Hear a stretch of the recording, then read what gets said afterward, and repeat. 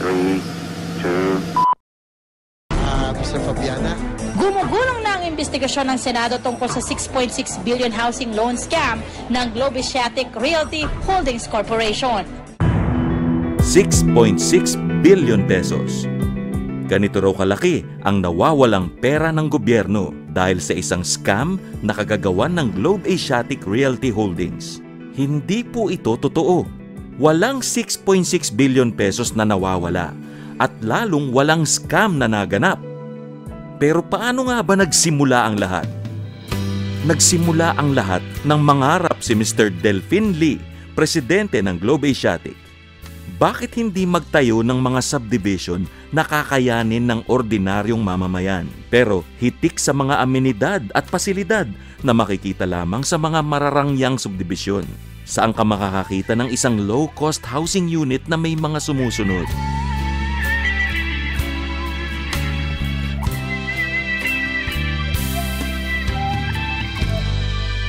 Naniniwala ako that the environment makes the person.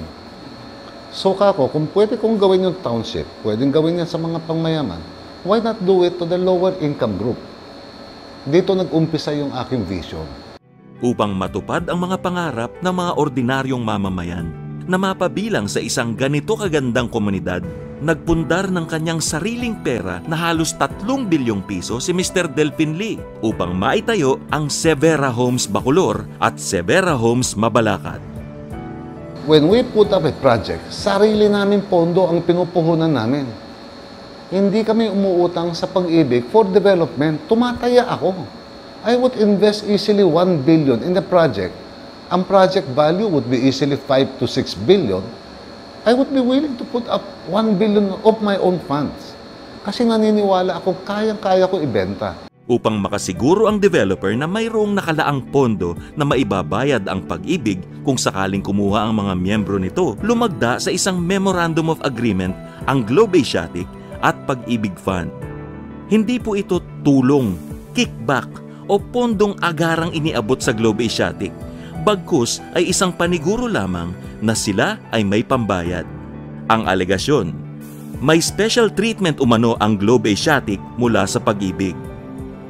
Ang kasagutan, Globe Asiatic lamang ang sumugal na magtayo ng isang buong komunidad o township project upang makakuha ng bahay maging ang mga tinatawag na other working groups o OWG, tulad ng mga OFW, tindera sa palengke, tricycle driver, at maging ang mga doktor at abogado na walang mga formal na employer. Special project po ito at hindi special treatment. Dito, you must be willing to invest. You must be daring enough. And you must think of your buyer. Ano ba kailangan nila? I think it's a landmark activity. It's an establishment, or at least it's a development that I have yet to witness in the Philippines. I've been with the Pag-ibig Fund over the past 6 years, but I've never seen anything as extensive as this. I think it bespeaks of the commitment of the developer to carry out an undertaking in this particular area where, a lot of people would not have come here. And a testament of their commitment is to build over more than 50 hectares of property. I mean, aside from the fact that they provide these buildings for the local government unit, even building a church, I only hope that, other developers could emulate and copy the same things that Severa and Globe Asiatic is doing. Gusto ko matikman nila yung buhay Ayala Alabang. Hindi Ayala Gilates. Pang high-end, pero presyong pangmasa. Upang makapagtayo ng eskwelahan,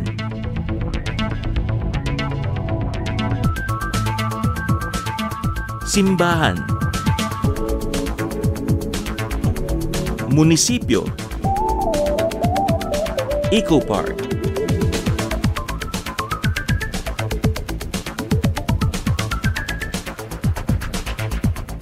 at iba pang pasilidad. Kailangan ng developer ng malaking volume ng buyer upang mabawi ang kanyang gastusin sa township. Ang volume ng buyers na ito ang tanging inaasahan ng developer upang mabawi ang kanyang investment. Simple lang ang naging sanhi ng problema. Ang tuwirang hindi pagsunod o ang unilateral cancellation ng Memorandum of Agreement. Partikular ang Funding Commitment Agreements at Collecting Servicing Agreements, kung saan nakadepende ang funding ng developer mula sa Pag-ibig. Kinansila ng Pag-ibig ang MOA dahil umano sa paglilinlang ng Globe Asiatic sa pamamagitan ng paggamit ng fictitious buyers. Pero paano magkakaroon ng fictitious buyers kung ang Pag-ibig mismo ang kumikilatis at nag-aaproba ng mga loan? At bakit mag-iimbento ng buyer ang Globe Asiatic kung ang developer din ang magbabayad ng utang ng buyer sa Pag-ibig kung sakaling huminto ito sa pagbabayad, na ayon sa Collecting Servicing Agreements ng MOA? Sa katunayan, mula sa normal na 2 taon, pinahaba pa ng MOA ang panahon para garantiyahan ng developer ang utang na ito at ginawang 5 taon. Idinidiin din ng Pag-ibig ang Globe Asiatic dahil ibinebenta umano nito ng pangalawang beses ang mga titulo. Isa po itong kasinungalingan. Wala pong double sale na naganap, kundi ang simpleng pagpapalit ng delinquenting buyer ng isang replacement buyer, na ayon din po sa MOA. Ano ngayon ang sinasabi nilang nawawalang 6.6 billion pesos? Ang halaga na ito ay pawang kathang isip lamang upang makakuha ng atensyon at palabasin na mayroong scam. Ayon sa Pag-ibig noong April 8 Senate hearing, lampas 5,000 daw ang delinquent buyers ng Globe Asiatic. Pero ayon sa records, 1,440 lamang ang may problema at ang 1,000 dito, Globe Asiatic pa ang nagsumbong o kusang nag-report sa Pag-ibig. Sa kabuuang bilang, 28 lamang ang formal na nagsampa ng reklamo. Kaya kung walang nawalang 6.6 billion pesos, walang syndicated estafa. Pero bakit nakakulong ngayon si Mr. Delfin Lee? Kung walang kasalanan ang Globe Asiatic, sino ang may tunay na kagagawan ng kaguluhan?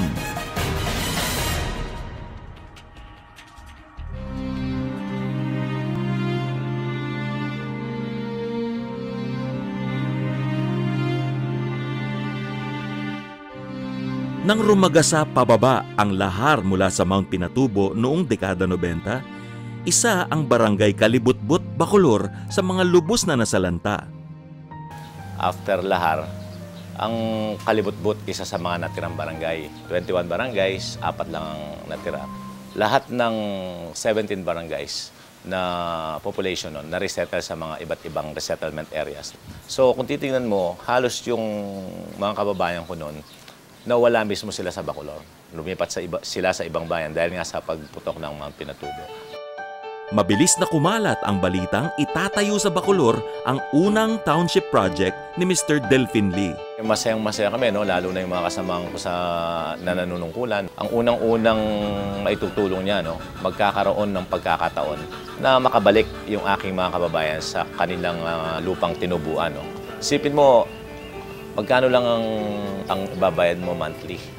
At ang kagandahan pa nun, pag taga Bacolor ka, walang down payment.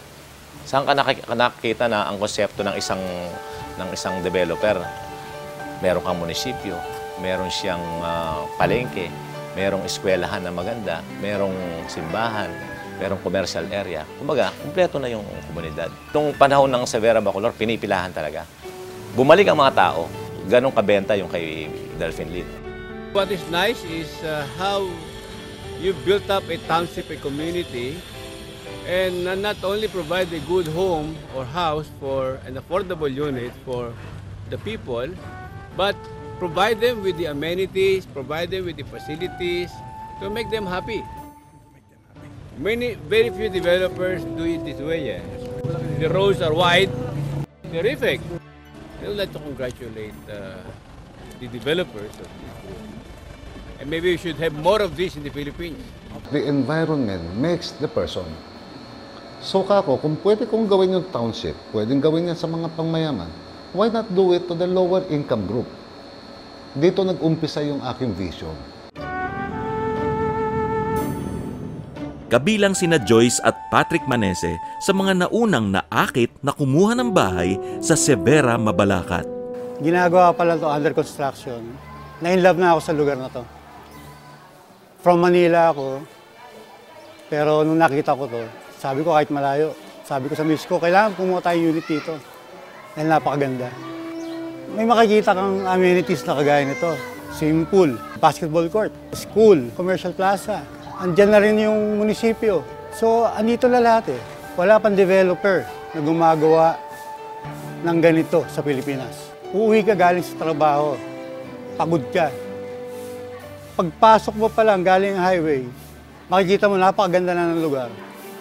Natatanggal na yung stress mo eh.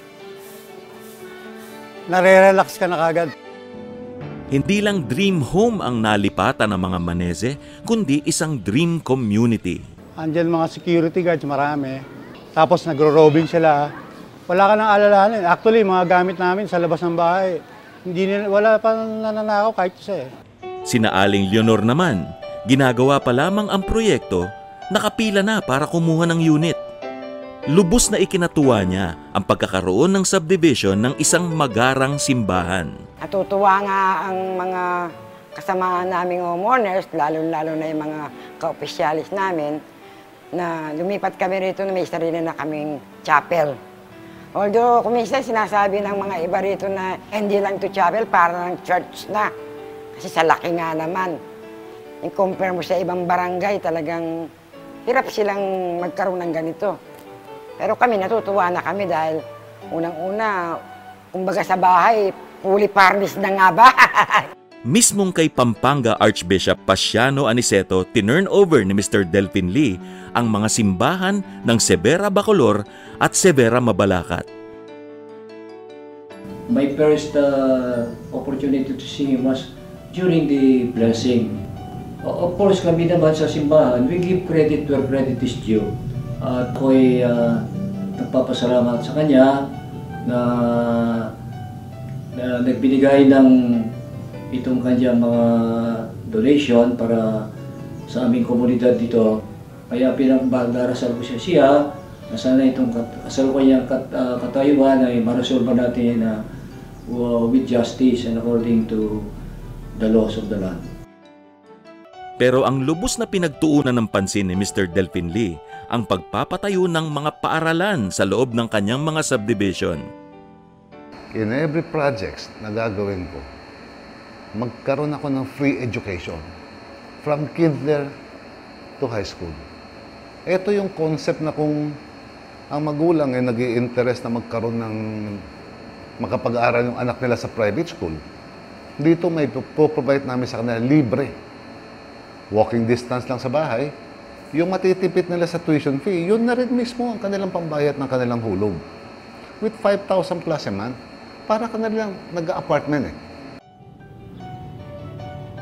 Ako, siyempre nakita ko yung kagustuhan ni Mr. Delphin Lee na ang maganda ang kanyang pakay sa lalong-lalo sa education, pati mga school supplies, uniform, nilibre niya sa mga estudyanteng na pumasok ng 500 school children at 200 mga first-year students sa Doña Asuncion Integrated School.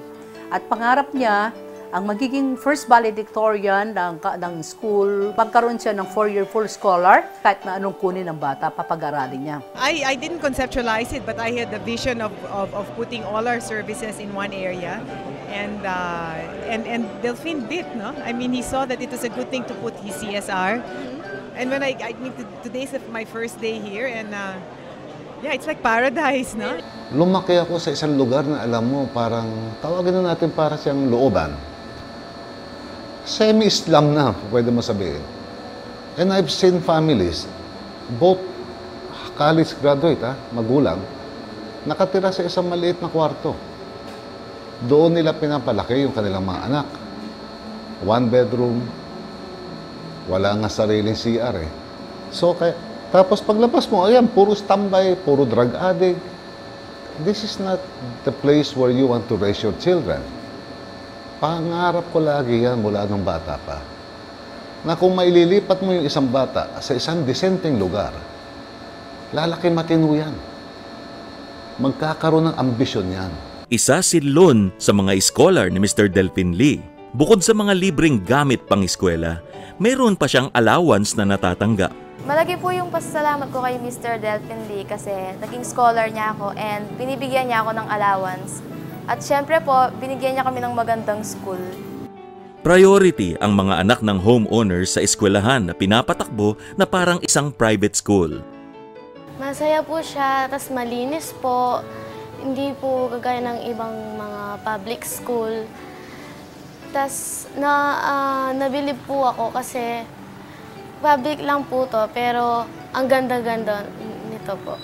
First year pa lang, maingay na yung pangalan ng Sivera, ng Dalquist, kasi kakaiba yung support na binibigay sa amin. Walang budget including kuryente, yan si Sir, yung mga aircon, lahat. Hindi mo makikita yung sa ordinary public school. Kami kumpleto, including teachers, binigyan ni Sir DL ng laptop, personal yon. 2 municipal building din ang ipinatayo ng Globe Asiatic. Ang nasa Severa, Bacolor, ginamit noon na Municipal Satellite Office. Ito naman ang Delfin S. Lee Building na nagsisilbi ngayong City Hall sa Mabalacat. Nung nag-donate si Mr. Delfin Lee dito sa Mabalacat ng City Hall, malaking tulong kasi nagkaroon kayang one-stop na body yung office namin. Yung iba kasi dati, nasa daw yung ibang office. Pero nung nagkaroon kami nito, kompleto, nandito na lahat. Malaki yung building. Siyempre, accommodate lahat ng mga offices. This City Hall was given to Mabalacat City. As a matter of fact, we were the ones, I think the mayor said, you put your name there so that they know that it has been donated by Delfin Lee. And it was not given as money, and then constructed by the government, just to make sure that the people know that it was donated and the city government accepted it as it is. Samantala, patuloy ang suporta ng mga residente kay Mr. Delfin Lee. Bago niyo pong husgahan si Delfin Lee, pag-aralan po natin ng mabuti. Ano ba talaga ang punot dulo? Ano ba talaga yung MOA? Ano na ba talaga yung mga desisyon ng korte, ng mga korte natin, na na-TRO ng Supreme Court? This was a brilliant project dahil kaya nga yung bentahan dito parang hotcake nung araw, no? Ang dami pong bumili dito na ubos kaagad to because the concept in itself was a brilliant concept. Makita mo lang to kung gaano kaganda dati to. Bibili ka talaga. 'Di ba? Makita mo lang kung gaano ka-stricto diyan sa loob yung security. Bibili ka talaga kasi at saka yung standard ng education namin dito, we were the Bantay Bata Foundation or the Lopez Foundation, they were a part of the educational system that has been implemented here. Kaya maganda talaga ito nung araw. Gusto lang namin lumabas po yung katotohanan. Sa palagay namin, hindi dapat ginalaw yung MOA. The MOA should have been left alone because what was good enough for Noli de Castro should have been good enough for the next administration. Nakikiusap po kami, kami po ang tinamaan dito, kami po ang nabiktima dito. Sana naman po yung Korte Suprema natin, sana naman po bilisan na po nila yung pag-aaral dito para naman po magkaroon po ng linaw kung ano ba talaga ang mangyayari sa amin dito. July 13, 2009, nang lagdaan ng Pag-ibig at Globe Asiatic ang Memorandum of Agreement o MOA. Kabilang ang mga pinaka-importanting agreements nito. Isa sa funding commitment agreement, for every credit line o yung binibigay sa Globe Asiatic, 500 million lang yan. Kailangan maubos muna yung 500 million sa pagpuproseso ng mga nanguutang sa Pag-ibig na gustong bumili ng bahay at lupa. Pag naubos na yan, magkakaroon ng another 500 million. Ang collecting servicing agreement, para mabawasan yung manpower requirement ng Pag-ibig, ang inuutusan na mangolekta sa mga nang-utang sa Pag-ibig yung mga developer. Sa pagkakataon na nito, isa sa pumasok sa paniningil o collecting servicing agreement yung Globe Asiatic bilang developer. At ito'y nire-remit sa Pag-ibig monthly. Malinaw na nakasaad sa MOA na loan counseling lamang ang nakatoka sa Globe Asiatic. Ang role namin ay loan counseling. Kami ho ang tagapayo sa buyer.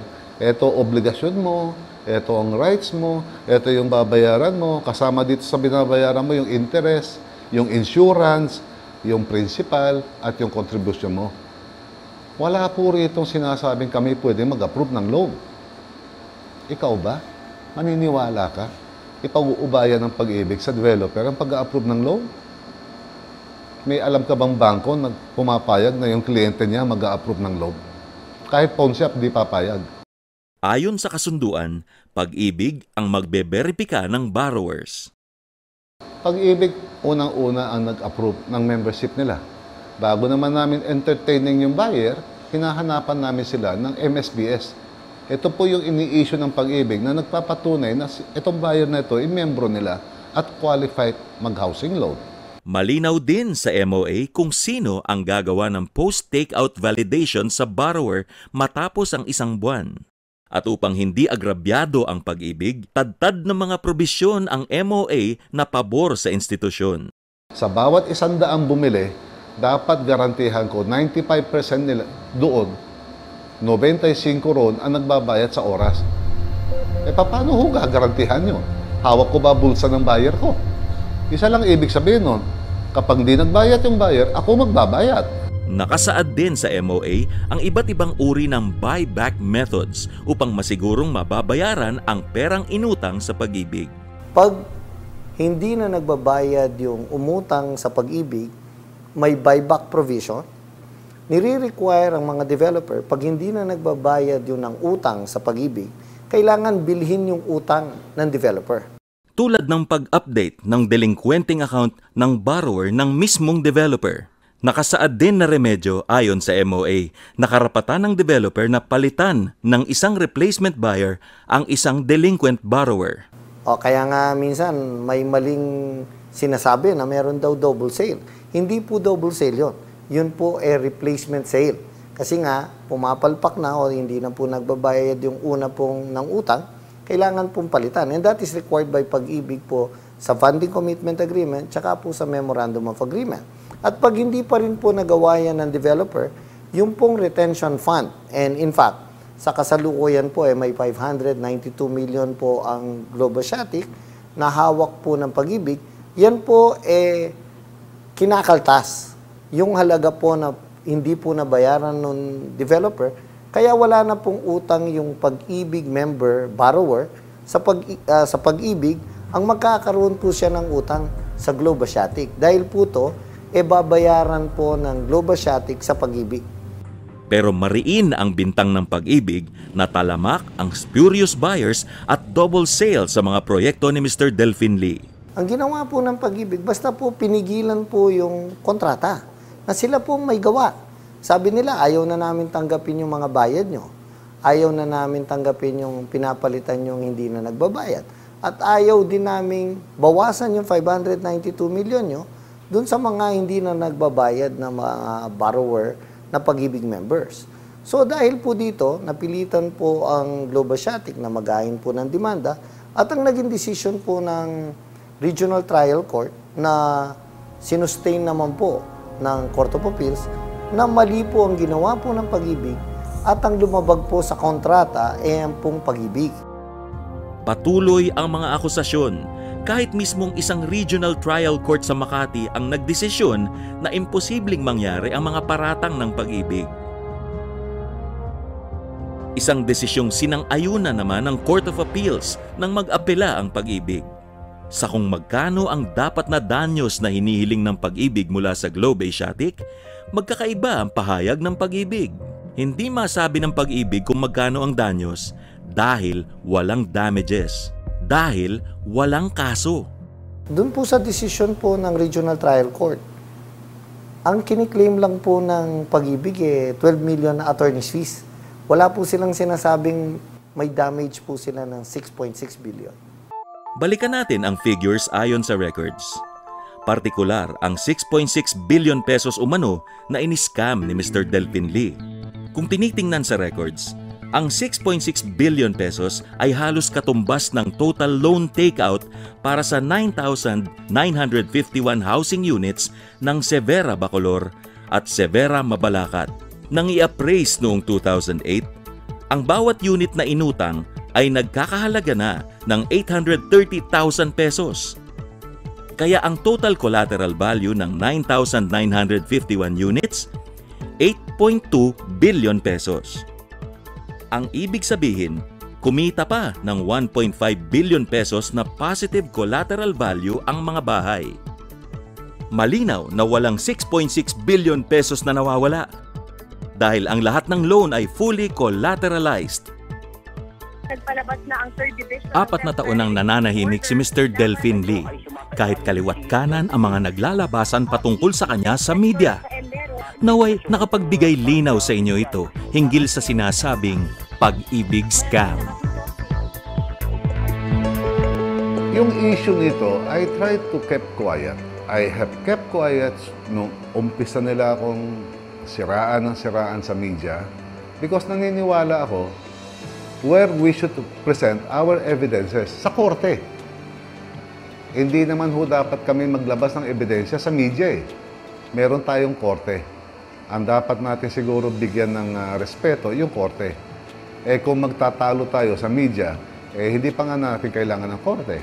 We will present all our evidences. Kompleto ho kami ng dokumento. Lahat itong dokumentong to galing din mismo sa Pag-ibig. We will present this at the proper time, at the proper place. Mali naman po kasi yung mga pang-host ganun na kay Sir Liel. Mabait na tao po siya.